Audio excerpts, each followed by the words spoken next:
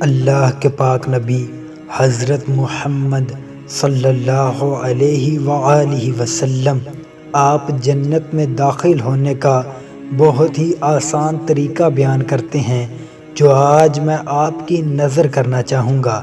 اللہ کے پاک نبی علیہ الصلاۃ والسلام ارشاد فرماتے ہیں، اللہ تعالیٰ کے 99 نام ہیں، جو انہیں یاد کر لے گا وہ جنت میں جائے گا۔ اللہ تبارک و تعالیٰ کے 99 نام آپ دلجوئی سے یاد کر لیں اور ان کا ورد کرتے رہیں، انہیں کسی بھی صورت میں بھلائیں نہ۔ یہ حدیث پاک بخاری شریف میں ہے، اسے آپ پڑھ بھی سکتے ہیں۔